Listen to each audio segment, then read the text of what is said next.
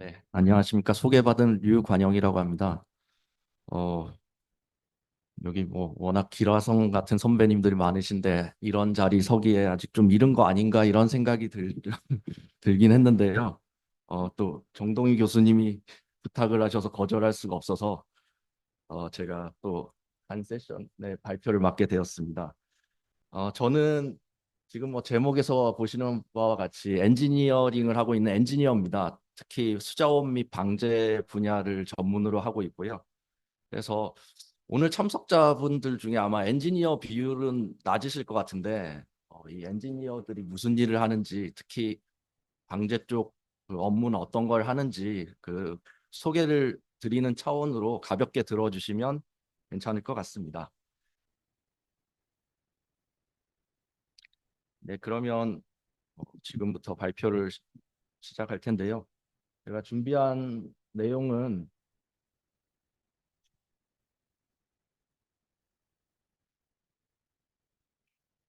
어,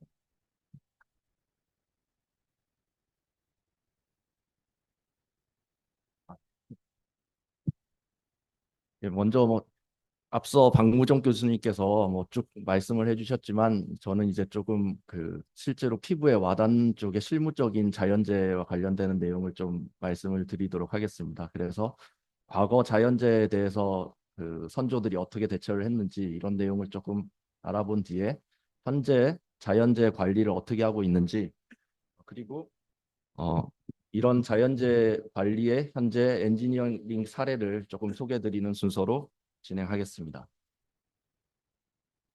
네, 먼저 첫 번째로 자연재해에 대해서 알아볼 텐데요.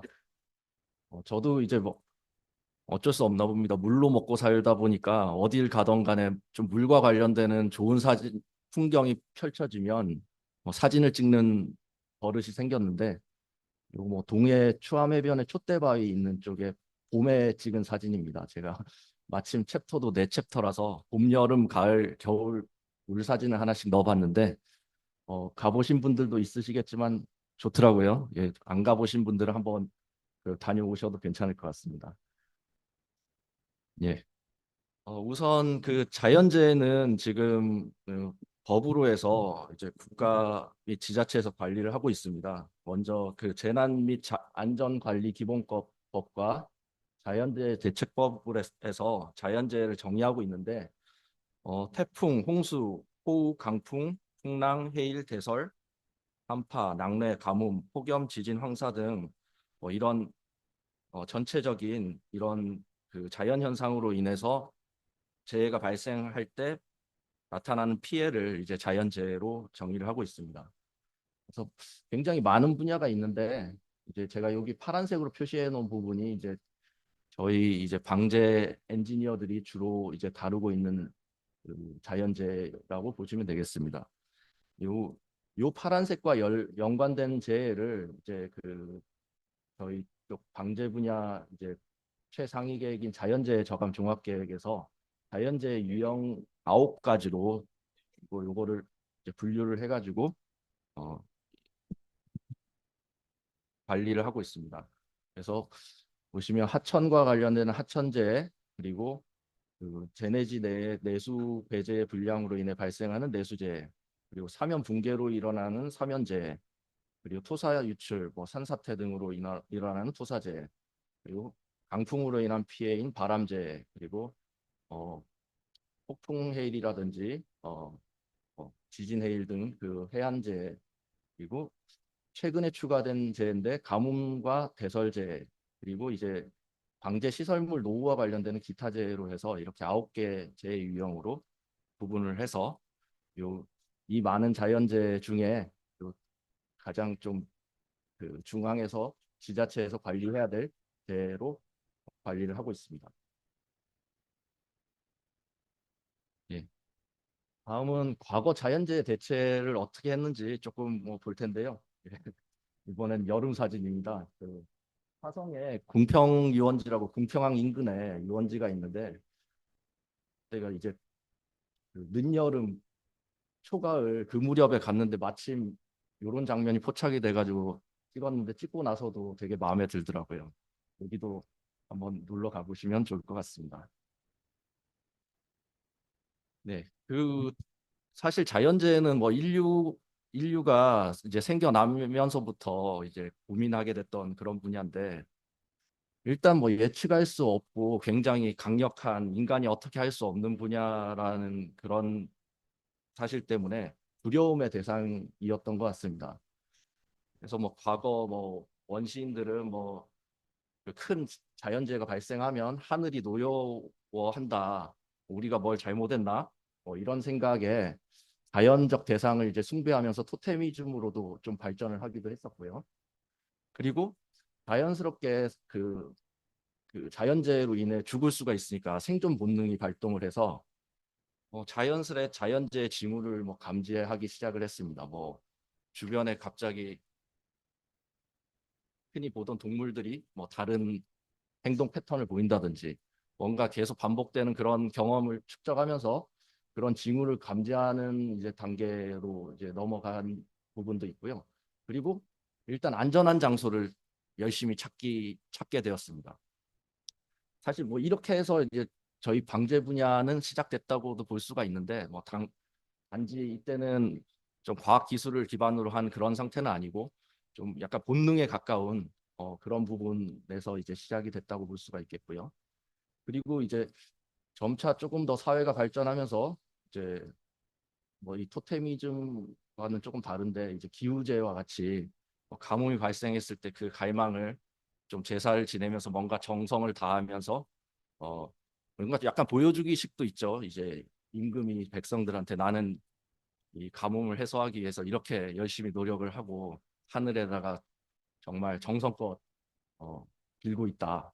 뭐 그런 차원에서 기우제도 발전을 했던 해 왔습니다.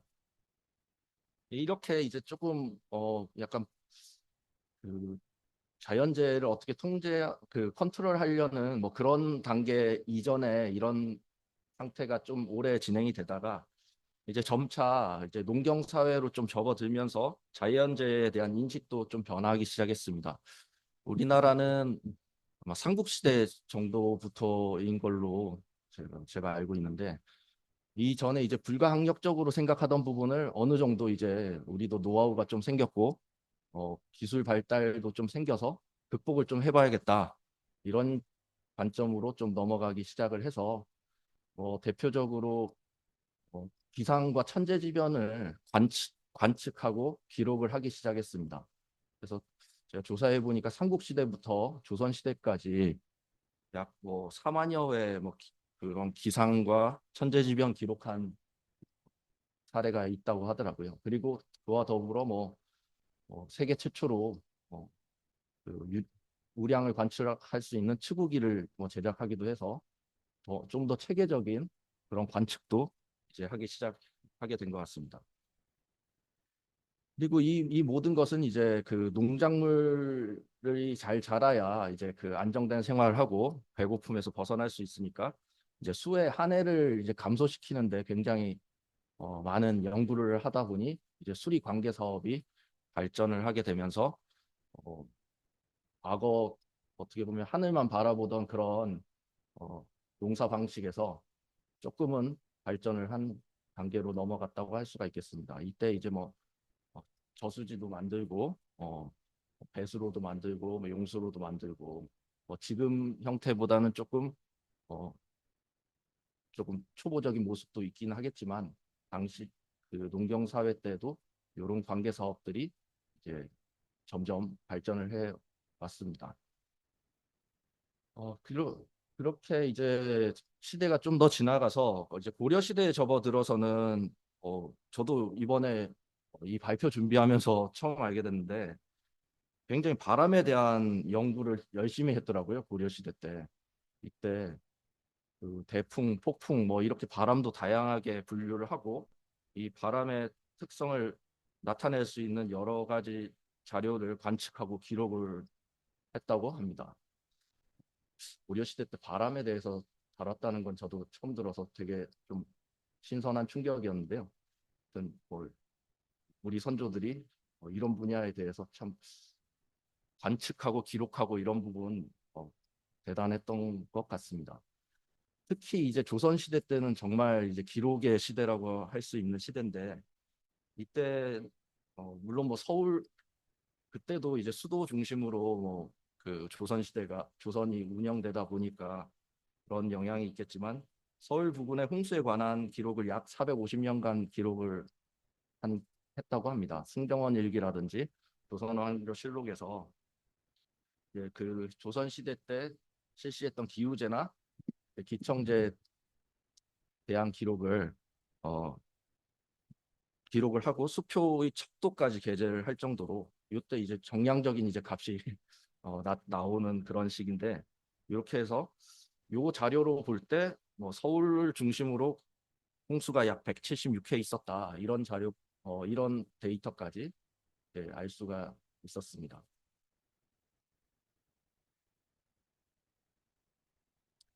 네, 그래서 뭐 이런 그 과거 선조들이 지혜를 모아서 이제 만든 뭐 시설들인데요. 뭐 치국이는 뭐 다들 잘 아실 테고요. 이렇게 우량을 관측하는 요즘 그 사용했던 지금 뭐 이제 더 발전된 다양한 전자식 장비랑은 다르지만 가장 기본적인 그 우량 관측 장비와는 동일한 그런 형식이 되겠습니다. 그리고 이제 당시 이제 홍수가 빈번하게 발생을 하다 보니까 홍수에 좀 유리하게 이제 당시 그 아마 홍수위를 그 반복해서 관측을 해서 아마 선조들이 그 수위 이상이 되는 곳에 이렇게 돈대 또는 피수대를 해가지고 그렇게 더 돋아서 거기다가 이제 뭐 각종 시설 뭐 집이라든지 뭐 그런 것도 지었고요. 이렇게 아예 터 도둠 집이라고 해서 이 집 터만 이렇게 돋아가지고 이렇게 올린 경우도 있습니다. 요즘 현대는 조금 형태는 다르지만 필로티 구조가 요 그 계획공수의 그 영향을 받는 구간보다 높이기 위해서 띄워서 이 윗부분만 이제 주거 용도로 사용을 하죠. 당시에도 이렇게 터도둠 집과 같은 이런 것도 이제 설치를 해서 생활을 하고 그리고 이제 남해 지방처럼 강풍에 대한 영향이 큰 곳은 이렇게 아예 그 방풍림을 빽빽하게 조성을 해서 또 바람에 대한 피해를 좀 최소화했던 그런 사례도 있었습니다. 그리고 뭐 바람으로 또 유명한 곳이 제주도죠. 제주도 이제 전통 가옥의 지붕들은 다 이렇게 굉장히 결속을 강하게 해가지고 강풍에도 날아가지 않도록 이렇게 했던 부분들. 그리고 울릉도 같은 경우는 이제 울릉도는 눈이 많이 오죠. 그래서 이 우대기나 쭉담을 이용해서 눈이 그뭐 사람 뭐 허리 아니면 키까지 오, 그 쌓이더라도 이 집이 피해를 덜 입고 그리고 옆집 그리고 또는 옆에 시설로 이동을 할 수 있도록 이렇게 저기 보면 어, 피암 터널과 좀 비슷하다고 할 수도 있는데 요 사이로 자유롭게 왕래를 할 수 있게 그렇게 했던 그 조상들의 지혜 사례가 있었습니다.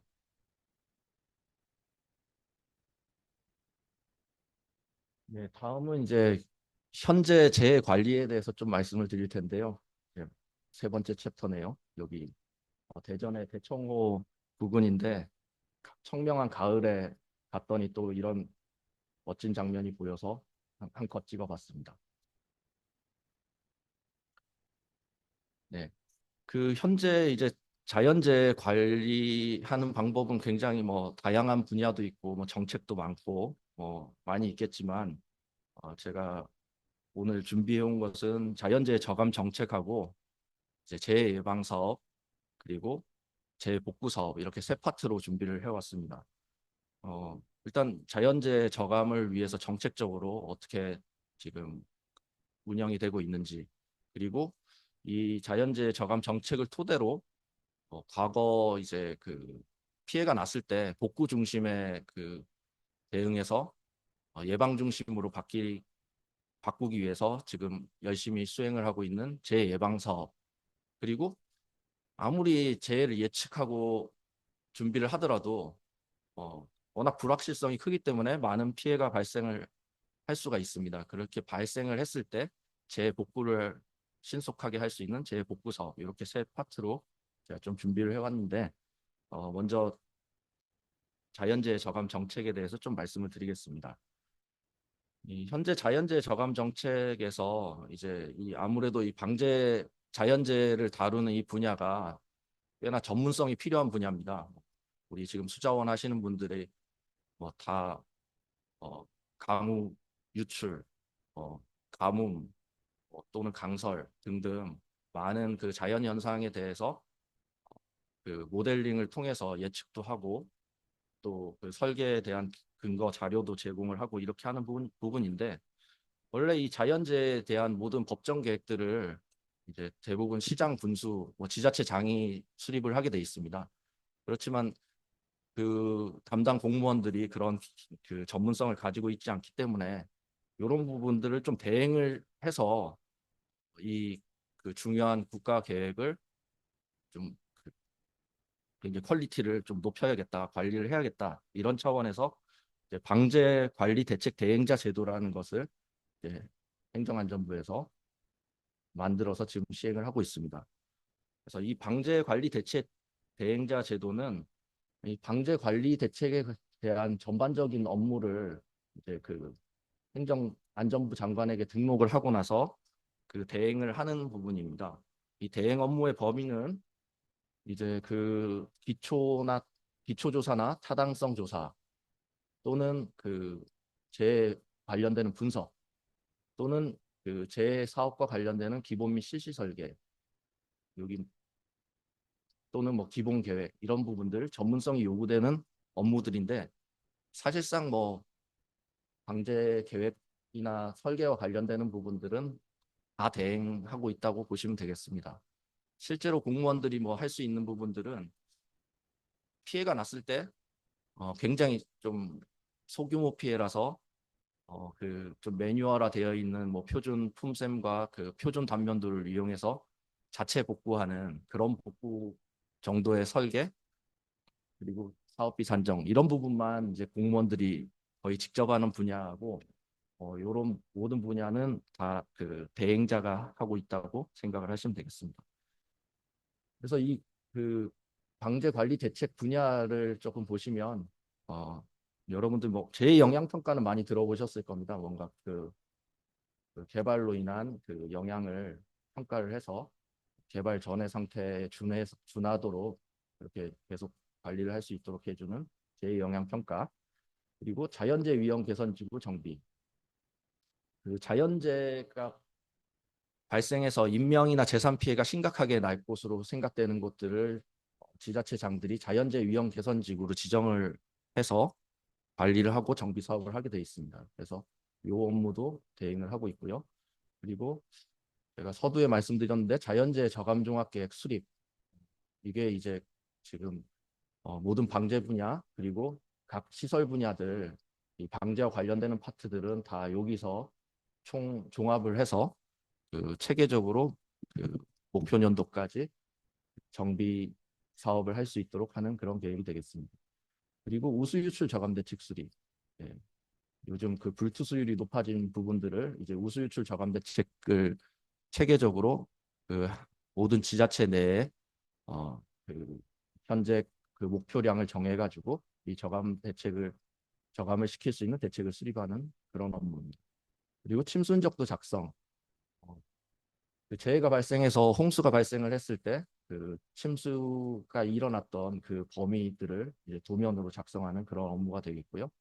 여기 비상대처계획 수립은 주로 댐 관련해서 많이 하고 있는데 댐이나 저수지, 예, 그 붕괴 등의 비상 상황에 그 신속하게 대처할 수 있도록 이제 그 현재 상태도 그 현황을 분석을 하고 그 그런 재난 상황이 발생했을 때 그 홍수가 도달하는 시간이라든지 대피해야 되는 경로라든지 뭐 이런 부분들을 총망라하는 그런 계획이 되겠습니다. 그리고 재복구 사업 분석 평가가 있는데요. 어, 이제 큰 재해가 발생을 해서 복구 사업을 굉장히 광범위하게 실시를 하게 되면 과연 적정하게 복구가 되었나 그런 부분들을 이제 분석을 해서 평가를 합니다. 이 평가를 통해서 혹시 또 당시에는 제대로 그 복구가 되었다고 판단이 되었는데 현재 그 방제 여건이 변했다든지 아니면 뭐 그 설계 기준이나 방제 성능 목표 강우량이 변해서 지금 완전히 다시 그 재해 위험이 해소가 되지 않았다. 이런 부분들은 이런 부분들을 통해서 도출된 것들을 또 자연재해 저감 종합계획에 반영을 하도록 그렇게 되어 있습니다. 그래서 이 지금 이 방제 관리 대책 대행자를 하기 위해서는 일단 엔지니어링 협회에 등록된 회사라든지 기술사 사무소라든지 각종 연구단체라든지 이런 단체들이 먼저 이 대행자 자격을 신고를 해서 등록을 해야 되고요. 이제 그 안에 있는 구성원인 기술자들이 이제 또 이 자격을 갖춰야 됩니다. 그래서 그걸 이제 방제 전문 교육이라고 해가지고 지금 한국방제협회에서 이제 그 행안부 업무를 위탁해서 지금 대행을 하고 있습니다. 그래서 이 교육을 어, 이수를 해서 이 방제 전문 인력 인증서를 취득한 사람들에 한해서 그 해당 단체 내에 기술 인력으로 등록을 해서 그 각 분야별 업무를 수행을 할 수가 있겠습니다.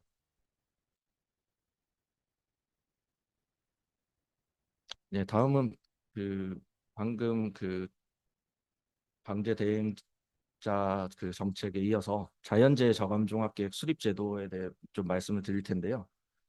이게 과거에는 그 중앙 일변도에 이제 그 재해 대응 그리고 각 분야별 뭐 하천은 하천, 내수면 내수, 하수도면 하수도, 뭐 사면 각각 그런 분야별로 나누어져서 이제 그 재해가 발생했을 때 대응을 하다 보니까 그 효율성의 문제 제기가 생기게 되었습니다. 그래서 이제 그 시군 내지는 도 단위의 그 지자체별로 지역별 자연재해 예방 및 저감을 위해서 그 자연재해 안전도에 대한 진단을 거쳐서 그 해당 지자체의 그 종합계획을 세울 수 있도록 자연재해 대책법에 이제 그 제정을 하게 되었습니다. 그래서 지금 모든 그 시군과 도는 1차 종합계획을 수립을 완료해서 지금 그 계획을 토대로 지금 그 10년간의 목표 연도 동안 그 방제 정책과 그 사업들을 진행을 하고 있습니다. 지금 현재는 이제 그 2차 계획 종합계획을 각 시군들이 거의 한 최종 수립이 한 80% 이상 지금 된 것으로 알고 있습니다. 거의 이제 2차 계획도 마무리가 돼가고 있는데 그 시군 계획이 마무리가 되는 대로 이제 도에서도 이제 아마 2차 종합 계획을 또 수립을 하게 될 것으로 생각이 됩니다.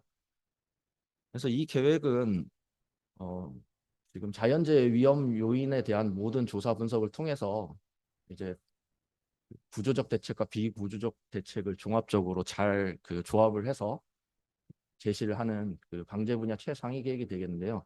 이 계획 안에 포함이 되어 있어야 아까 제가 조금 전에 말씀드렸던 각종 방제 그 계획들이나 사업들을 시행할 수 있는 타당성을 가질 수가 있습니다.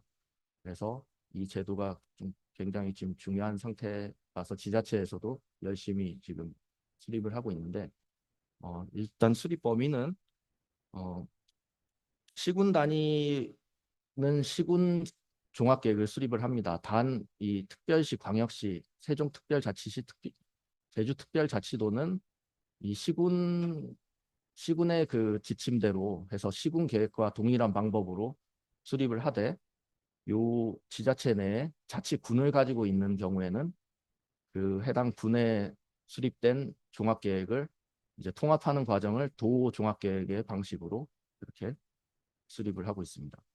그래서 지금 도 계획은 이제 그래도 그 각종 자치도하고 그 특별자치도인 전북특별자치도, 강원특별자치도 요런 행정구역들이 도 계획을 수립을 하고 있습니다.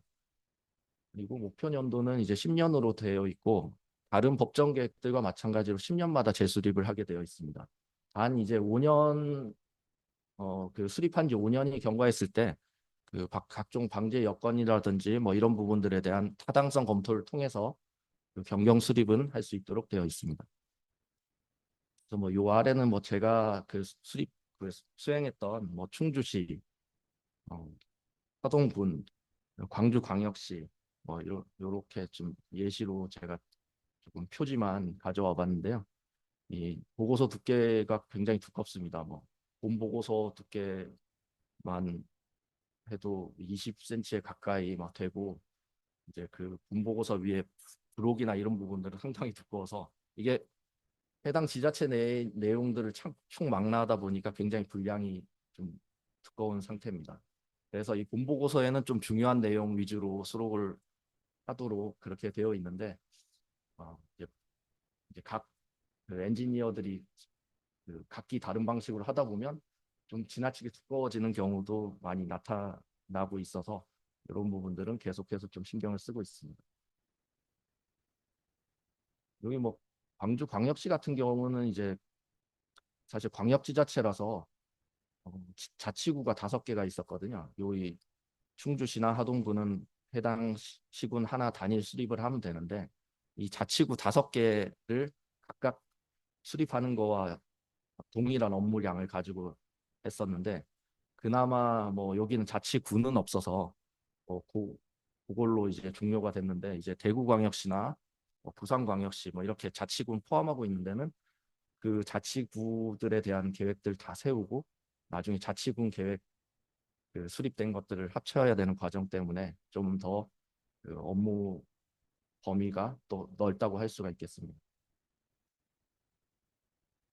네, 다음은 제 영향평가 협의 제도에 대해서 좀 말씀을 드릴 텐데 어, 일단 우리가 이 많은 행정 계획과 개발 사업들을 진행을 하게 됩니다. 그러면 이 행정 계획과 개발 사업을 진행함에 따라 이걸로 인해서 재유발 요인이 더 증가하는 경우가 많이 생깁니다. 보통은 개발 사업 같은 경우 뭐 농경지였던 곳들을 신도시로 만들어서 굉장히 불투수율이 높은 그런 지역으로 바뀌게 되면 아무래도 첨도 유출량도 증가를 하고 유출 총량도 증가하게 되는 그런 상태가 되거든요. 그러면 이 개발로 인해서 굉장히 전혀 상관도 없는 그 하류구에 있는 다른 지역들이 그 전에 피해를 입지 않고 있다가 이 개발로 인해서 피해를 입을 수 있게 됩니다. 그래서 그런 부분들을 그 개발 전에 준하해서 줄이기 위해서 그 예측 분석하고 대책을 마련하는 제도로 재영향평가 협의 제도가 마찬가지로 자대법 2조에 따라서 지금 시행이 되고 있습니다. 그래서 일단 그 각종 법정 계획들도 있고 개발과 관련되는 행정 계획이라 보시면 됩니다. 뭐 도시 관리 계획도 있을 수가 있고요. 또그 뭐 각종 공공주택 지구를 지정하는 계획이라든지 뭐 도시개발 계획이라 그 도시개발 사업 계획이라든지 뭐 이런 그런 행정 계획들 그 법으로 정하고 있는 그 37개 법령의 47개 계획이 이제 이 행정 계획이 있는데 이거는 제 영향성 검토라고 해가지고 제 영향 평가 단계 전에 그 계획적인 면에서 해당 계획의 뭐 입지의 적절성이라든지 아니면 향후 그 개발로 이어질 때 그 미리 조금 그 도출해서 준비를 해야 될 것들, 그 계획에 녹여 넣어야 될 것들 그런 것들을 이제 도출해 주는 게 제 영향성 검토를 할 수 있겠습니다. 그리고 이제 개발 사업에 어, 제 영향 평가를 시행을 하는데 이게 이제 그 사실 개발 면적이 5만 제곱미터 이상 그리고 선사업 같은 경우는 10km 이상에 대해서 하게 돼 있는데 이 사실 5만 제곱미터가 크다면 클 수도 있고 작다면 작을 수도 있는 면적입니다. 그래서 이 소규모 재영향평가 제도라는 걸로 좀 보완을 해서 이 5만 미만이지만 5천 이상인 이런 개발 사업에 대해서는 그 재영향평가보다 좀 약식인 소규모 재영향평가를 시행을 해서 마찬가지로 이 개발에 대한 영향을 완전히 없애는 그런 계획이 되겠습니다. 어, 이 지금 재영향평가는 이 반드시 이 법령에 있는 이 해당되는 사업에 한해서만 진행을 하면 됩니다. 여기에 해당이 안 되는 사업은 대상이 아닌데 가끔 좀 착각하고 이그 사업으로 추진하는 경우가 있더라고요. 아, 말이 너무 좀 느렸나 보네요. 시간이 좀 없는 것 같은데 조금 빨리 진행하겠습니다. 예, 다음은 이제 재예방 사업인데 어, 과거의 복구 위주 방제 정책에서 이제 예방 위주 방제 정책으로 전환 필요성이 대두된 가장 큰 원인이 계속 그 복구를 열심히 해보다 보니까 계속 피해는 반복되고 이게 제대로 가고 있나 이런 이제 문제 제기가 발생을 했는데 나중에 사업비를 분석해 봤더니 한 복구 사업비가 예방 사업비 한 3에서 4배 정도 소요된다는 그런 부분의 경제성도 문제가 생기고 해서 이제 행정안전부에서 그 자연재해 위험 개선지구로 지정을 해서 시급하게 예방 사업을 해야 될 곳들을 정해서 현재 자연재해 위험 개선지구 정비 사업, 극경사지 붕괴 위험 지역 정비 사업, 재위험 저수지 정비 사업, 우수저류 시설 설치 사업, 수하천 정비 사업 등을 진행하고 있습니다. 근데 이 자연재해 위험 개선지구 정비 사업 중에 요즘은 이제 풍수의 생활권 종합 정비 사업이라 해서 이 자연재해 위험 개선지구 정비 사업은 이 행안부 사업에 거의 국한을 해서 조금 그쪽 방향으로 이제 주로 진행이 됐었는데 이제 그 풍수의 생활권 종합 정비 사업은 해당 동일 생활권 내에 있는 환경부라든지 국토부라든지 다른 부처들 사업까지 한 번에 계획을 해서 기재부에서 한 번에 행안부로 예산을 내려서 진행을 하는 여기서 파생된 그런 요즘 사업이 하나 더 있다는 걸 참고해 주시면 되겠습니다. 그리고 다음은 이제 재복구 사업인데요. 예. 이 자연재해가 발생을 하면 그 피해 규모나 복구 시급성 등을 고려해서 어떤 방식으로 복구를 할 것인지 그런 것들을 이제 검토를 하고 추진을 하게 됩니다. 그렇게 해야지 효율적이고 신속한 피해 복구가 되기 때문에 그런 추진 배경으로 재복구 사업이 시작이 되었고 재복구 사업 종류는 이제 기능 복원 사업이라서 원래 시설이 있었던 그 본래 기능 그대로만 회복을 시켜주는 그런 그 복구 사업이 있고요. 그다음 개선 복구 사업은 이제 피해가 난 지역을 검토를 해봤더니 이 시설 자체가 시설 능력이 부족했었다. 그래서 애초에 시설 능력을 그 개선해야 되겠다. 이런 기능을 개선하는 사업을 개선 복구 사업이라 합니다. 그리고 마지막으로 지구 단위 종합 복구 사업은 이제 좀 피해가 굉장히 크게 광범위하게 나타난 그런 피해 지역에 대해서 지구 단위 종합 복구 계획을 수립을 한 후 그것들을 토대로 이제 시설물 간 방제 성능을 고려해서 아예 설계, 시공, 감리 등을 일괄적으로 시행할 수 있도록 하는 그런 사업입니다. 네, 마지막으로 엔지니어링 사례 간단히 그 보여드리고 제 순서를 마치겠습니다. 이거는 이제 겨울 사진인데 평창에 있는 오대천 상류의 월정사 부근에서 그 찍은 고즈넉한 그런 사진이 되겠습니다. 예. 그 재해 영향 평가 중에 제가 재해 영향성 검토했던 사례인데요.